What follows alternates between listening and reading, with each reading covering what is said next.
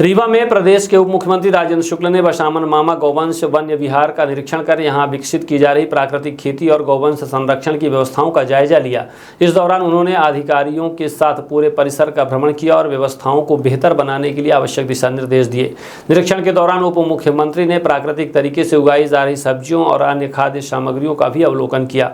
उन्होंने कहा कि प्राकृतिक खेती पर्यावरण संरक्षण के साथ साथ लोगों को शुद्ध और स्वास्थ्यवर्धक खाद्य सामग्री उपलब्ध कराने का प्रभावी माध्यम है। साथ ही उन्होंने गौवंश संरक्षण और प्राकृतिक खेती को समय की आवश्यकता बताते हुए इस मॉडल को व्यापक स्तर पर विकसित करने पर जोर दिया। उप मुख्यमंत्री ने अधिकारियों से कहा कि किसानों की लागत कम करने, भूमि की उर्वरता बढ़ाए रखने और प्राकृतिक खेती को बढ़ावा देने के लिए ऐसे प्रयासों का विस्तार किया जाए ताकि अधिक से अधिक किसानों को इसका लाभ मिल सके।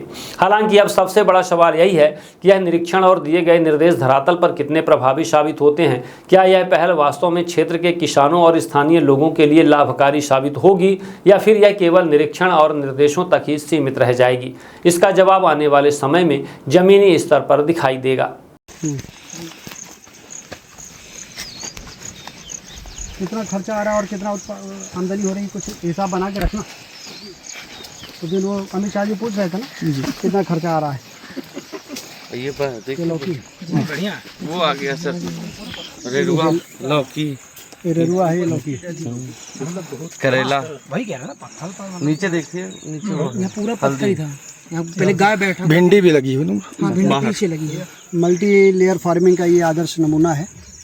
कम जगह पे 5 लेयर में नीचे हल्दी है, अदरक है, प्याज है, ऊपर लौकी और रेरुआ से लेके और भिंडी और बैगन।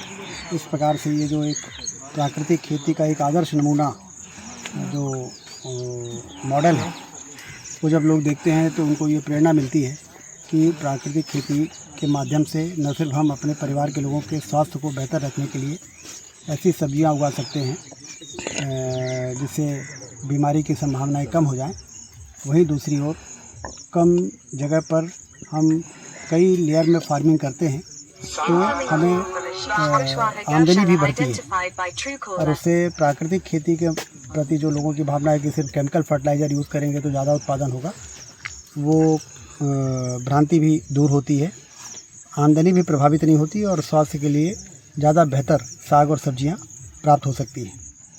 तो बसामन मामा के गौवंश वन विहार में जहाँ पे पर्याप्त मात्रा में गोबर और गौमूत्र होता है, क्योंकि लगभग 9000 के लगभग यहाँ पर बेसहारा गाय का संरक्षण और संवर्धन हो रहा है, वहाँ पर आप देखिए कि चाहे वो गेहूं की खेती हो, चाहे वो धान की तैयारी हो रही है, गर्मी में मूंग भी यहाँ पर पैदा किया गया है और अनाज के साथ साथ सब्जियाँ भी यहाँ पर लगाई गई हैं और हॉर्टिकल्चर के जो फलदार वृक्ष हैं वो भी यहाँ पर लगाए गए हैं, जहाँ पर 0 DAP यूरिया का उपयोग किया जा रहा है। 0% केमिकल फर्टिलाइज़र के बिना विष मुक्त खेती का ये नमूना बसामन मामा गौवंश वन विहार में है। मैं आपके माध्यम से सभी से अपील करता हूँ किसान भाइयों से कि यहाँ पर आएँ और ये देखें कि कैसे बीजामृत बनता है, कैसे जीवामृत बनाया जाता है, कैसे जगपावली बनाई जाती है, कैसे नीमास्त्र और ब्रह्मास्त्र बनाए जाते हैं और ये जो खाद और कीटनाशक यहाँ बन रहे हैं उससे कितनी लाभदायक खेती हो रही है और उससे नुकसान भी नहीं हो रहा है। पहले साल उत्पादन कुछ घट सकता है लेकिन अगले साल से फिर वो रिकवर हो जाता है। तो इस प्रकार की खेती को अपनाएं, प्राकृतिक खेती को, जिससे हम विदेशी मुद्रा को भी बचाएं और ज़मीन की उर्वरा शक्ति को भी समाप्त होने से बचाएं। कई हरी सब्जी भी लगाए गए हैं। आप देखिए यहाँ पर लौकी भी है, रेरुआ भी है और कद्दू भी है, करेला भी है, खीरा भी है, सभी प्रकार के यहाँ पर जो यहाँ पे हमारे लोग देख रहे हैं, बहुत लगन से काम कर रहे हैं। मैं उन सबको बधाई देता हूँ।